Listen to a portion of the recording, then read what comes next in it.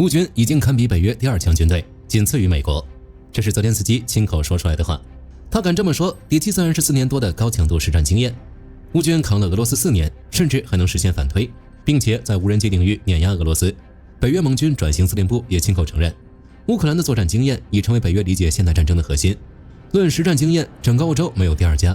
不过2026年全球火力指数显示，乌克兰综合军力排全球第20位，法国、英国、德国等国家全排在乌克兰前面。那泽连斯基为什么敢说乌克兰排北约第2？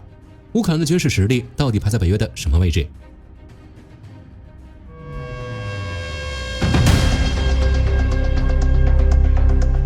第35次拉姆施泰因会议结束后，泽连斯基就告诉全世界，乌克兰已经是北约事实上的第2军队，实力不逊于世界第2军队。乌克兰需要北约，而北约也需要乌克兰。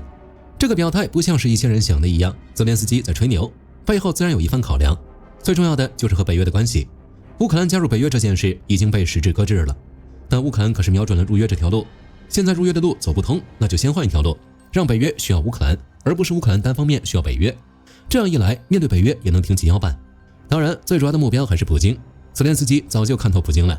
普京不想停战，因为普京的目标是恢复苏联，所以他不可能放弃吞下乌克兰的野心。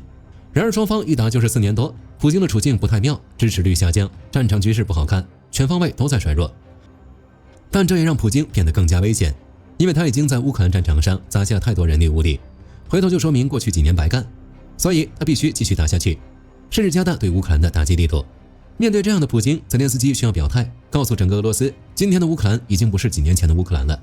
说白了就是心理战，用乌克兰的强大挫败俄罗斯国内继续战争的野心。不过他敢放出这样的话，肯定还是有底气的。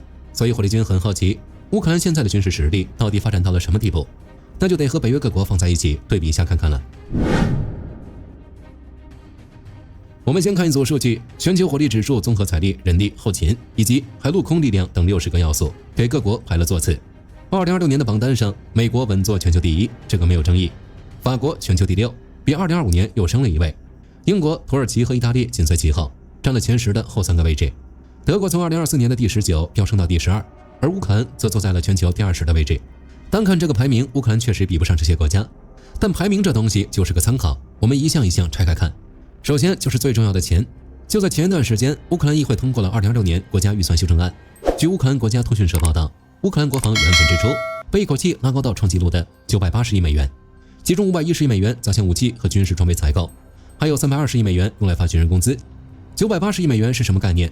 比起2025年的614亿美元暴涨了63%。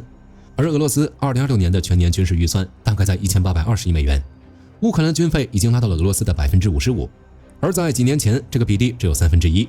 这个数字放在北约也是很惊人的。在北约内部，除了美国之外，德国是投入最大的，2026年的常规预算高到了900亿美元，法国约为720亿美元，英国820亿美元，然后就是这几年狂砸军费的波兰，2026年相关预算约为550亿美元，占了 GDP 的将近5%。还有意大利差不多是337亿美元。所以乌克兰一个非北约国家，军费已经完全超越了这些北约老牌强国。不过乌克兰在这方面投入大是很正常的，北约各国砸军费算是常态性国防投入，比如研发新装备、搞基建什么的。这种情况下，他们肯定不会拼了命的往里面砸钱。而乌克兰军费却是暂时紧急支出，弹药什么的根本少不了，少了就没命，所以肯定要使劲砸钱。钱到位了，装备也得跟上。战争刚爆发的时候，乌克兰全境的专业防务公司一只手都能数过来。然而到了2026年，这个数字已经膨胀到了1500家。有人愿意去造东西，几年下来成果肯定是有的。据乌克兰国防部官网消息，仅仅是2026年以来，乌克兰国防部已经编码并批准了1000种武器和军事装备型号投入作战使用，其中有892种是乌克兰自己造的，占了所有装备的90%左右。而在2025年同期，这个数字还是659种，增长超过50%。此外，乌克兰国防工业理事会执行主任费迪尔科透露，乌克兰已经和5个欧洲国家签署了近20项联合防务生产协议，把乌克兰国防工业的年产能拉高到了550亿美元。而且国防部的预算大约80%都砸给了乌克兰国产武器，剩下20%才是从国外购买。更夸张的是，因为美欧的生产速度远远追不上乌克兰的战场需求，所以在G7峰会上，几个国家已经考虑向乌克兰发放武器生产许可证。只要拿到生产许可证，以后乌克兰就不用眼巴巴等着各国送援助了，完全可以在本土生产自己想要的东西。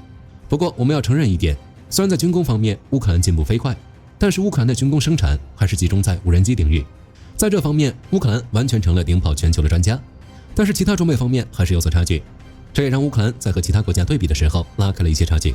在北约内部，撇开美国这个碾压级别的存在不谈，法国拥有完整独立的军工体系。据法国政府新版军事规划法案，法国还要追加360亿欧元国防投入，从主战坦克到核潜艇，全部都要自主研发生产。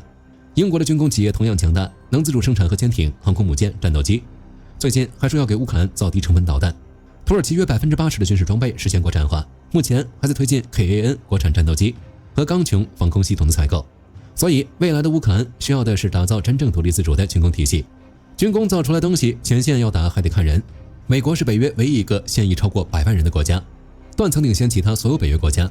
然后就是20万到50万人这一梯队，土耳其有将近50万，是北约仅次于美国的第2大常备武装力量。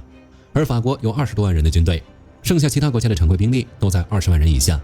德国倒是有心扩军，想把联邦国防军打造成欧洲最强大的常规军队。按照他们的计划，到2035年要增至26万人，加上20万预备役，差不多能赶上土耳其的水平。乌克兰方面则多次透露，军队人数接近100万，全球火力指数在统计时采用了较为保守的90万这个数字。最重要的是，这些人全部经过实战检验，所以在兵力上，乌克兰完全可以说在北约内仅次于美国了。然而打仗终归不能只看这些，还要看海陆空3个维度，具体的军事力量，尤其是可以部署的装备。对于乌克兰来说，陆军其实才是他们最硬的那张牌，毕竟打了4年多的仗，地面才是主战场。先说主战坦克，全球火力指数把乌军主战坦克的数量定在了1121辆这个数字。乌克兰的主战坦克分为2部分，更多的还是老旧的苏式坦克，比如 T64系列，而且有相当一部分是从战场上缴获的俄军坦克，或者是东欧国家翻新送来的库存。另一部分则是美欧送来的先进坦克，比如 M1A1、艾布拉姆斯还有豹2。后者虽然量少，却是乌克兰的主要战力。我们再看北约这边，土耳其的坦克数量不少，超过2200辆，这是北约内部除美国之外最大的坦克部队，其中包含了各种型号 M48、M60、豹1、豹2全都有。法国大约有将近200辆勒克莱尔主战坦克在役，英国主要是有288辆挑战者2在役，目前还在往挑战者3升级。德国则是有300多辆豹2。单从数量来说，乌克兰只输给土耳其，超过英法德，但质量上差距明显。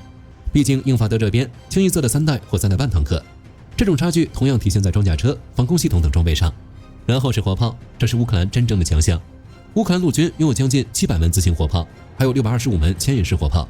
更关键的是，乌克兰在火炮运用上搭配无人机，打出了全球顶尖的水平。而北约各国的炮兵装备确实先进，但数量少得可怜。哪怕是自行火炮数量排在前列的德国，也只有134门。整个欧洲的155毫米自行火炮加起来，可能还没乌克兰一个战区多。所以在火炮上，乌克兰完胜。我们再看海军和空军，其实在全球火力指数评估中，乌克兰丢分的主要地方就是海空力量。且不提美国，法国拥有欧洲唯一一艘核动力航母戴高乐号，4艘凯旋级核动力弹道导弹潜艇。2026年，法国空军和海军一共拥有大约225架阵风，计划扩充到286架。而英国皇家海军有2艘伊丽莎白女王级航空母舰，9艘核潜艇，其中4艘是弹道导弹核潜艇，还带着3叉戟潜射弹道导弹。至于空军，则有110架台风和47架 F-35。德国、意大利等国的空军配置都和英国差不多。反观乌克兰，在克里米亚危机中，海军遭受重创，开战初期，主力舰艇几乎全部损失。目前的乌克兰海军已经没有成舰制的水面舰队，这也使得全球火力指数在统计时给了这一项极低的分数。不过海军的损失并不影响战场上的发挥，乌克兰人用脑子打仗，无人艇成了黑海的噩梦。海军无人艇的袭击使得俄罗斯彻底失去黑海的控制权。此前在和北约的联合海军演习中，乌军的无人艇还击沉了北约的护卫舰，北约方面甚至都还没有察觉到他们是什么时候动的手。所以在这一项上还不能单看有限的指标。空军方面和海军同理，乌军战前的老旧苏式战机经过4年消耗，基本派不上什么用场了。目前主要靠其他国家支援的 F-16、幻象2000等维持空中作战能力。不能忽视的一点是，瑞典的鹰狮即将交付，到时候空军也能得到不少补充。对乌克兰来说，最大的缺陷应该是核威慑。法国有约290枚核弹头，海基、空基和力量齐备。3月的时候，马克龙刚公布了前沿威慑核计划，还要继续扩充核武库。英国也有独立的核威慑力量，4艘前卫级潜艇随时待命。土耳其参与了北约核共享计划，美国核武器部署在土耳其境内。除此之外，德国等国都在美国的核保护伞下。然而乌克兰在核方面的能力和零没什么区别，他们在1994年签署了布达佩斯备忘录，放弃了继承自苏联的核武库。30多年后的今天，这个决定仍然是乌克兰安全困境的最大痛点。综合来看，如果比纸面装备和综合国力，乌克兰确实排不到什么好名次。但是，一支军队的实力不能只看纸面装备，还是要看实战实力，这才是真本事。2026年开战以来，乌军在南部战线一路反推，收复了大片土地，其他地盘也严防死守，使得俄罗斯的推进速度几乎陷入停滞。当然，最出色的还是无人机的战绩。6月22日，乌克兰国防部长费多洛夫在 Telegram 上发布了一组数据：2026年以来，俄罗斯超过80万军事目标遭遇了乌克兰打击，包括俄军人员、防空系统、火炮、指挥所、弹药库和电子战系统等等。但是5月份1个月，乌军无人机就打击了超过18.1万个目标，导致了31530名俄军士兵伤亡。瑟尔斯基更是宣称，倒在乌克兰无人机轰炸下的俄军数量比俄军同期招募的人数多出了12500人。俄罗斯作为挨打的一方，当然最清楚乌克兰的实力，所以看俄军的动作就知道他们现在的压力有多大。在5月的时候，乌克兰方面截获到相关情报，俄罗斯正在紧急扩充反无人机部队，额外部署4个团、24个营和162个连来对付乌克兰的无人机，甚至想要复制乌克兰技术和战术，来搞自己的无人系统部队。曾经自诩世界第2军事强国的俄罗斯，打了4年多，被逼到抄乌克兰作业，这画面想想就挺讽刺的。开战以来，俄罗斯一直靠人力优势来压乌克兰，但是乌克兰经过几年战争，硬是把技术堆了上去，用技术优势抵消俄军的人海战术，使得俄罗斯前线伤亡将近140万人。能把全球第2大军事力量的部队逼到这种程度，谁能说乌克兰没有军事实力？所以，如果要比实战能力，在除美国之外的北约国家中，乌克兰确实名列前茅。这一点连北约都不得不承认。他们不止一次地宣布要学习乌克兰的经验，在无数次演习中，他们选择让乌克兰来模拟敌方打击。在这种情况下，面对北约成体系的部队，乌军往往还能取得演习的胜利，充分说明了乌军的实力。这也是泽连斯基敢放话说北约需要乌克兰的原因。话是这么说，但其实乌克兰比任何人都清楚自己的短板所在，所以还在慢慢补上这些漏洞。在火力军看来，只要乌克兰保持现在的劲头，总有一天能赶上这些北约国家，因为他们有一个其他国家都比不上的国防科技生态。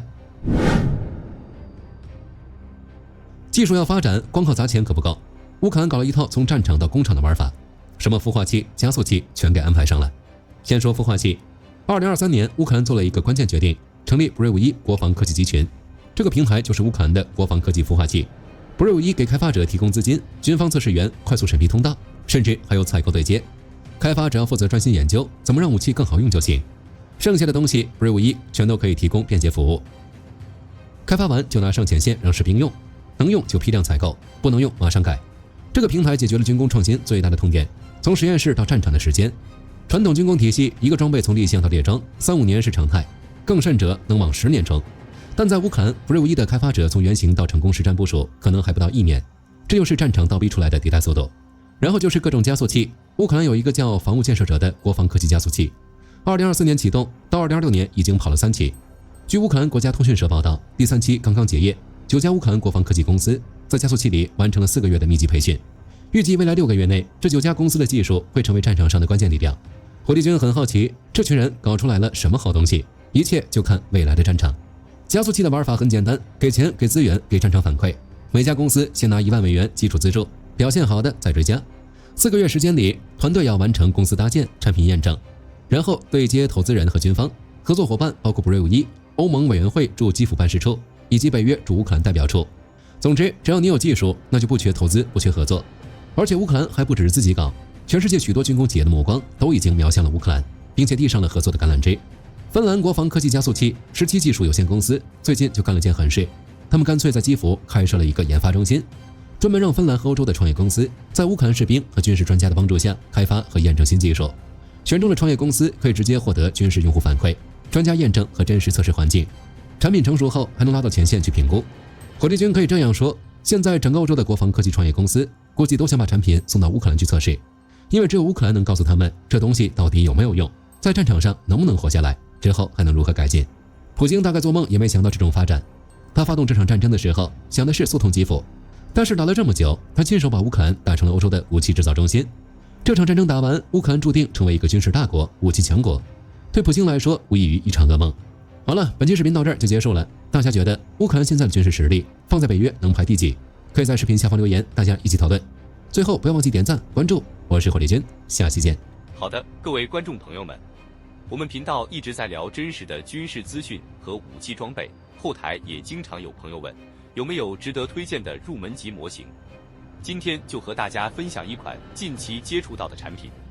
首先，它的外形还原度做得相当不错，比例准确，武器上的一些关键细节和标识也都有体现，材质也说得过去，拿在手上有不错的分量感。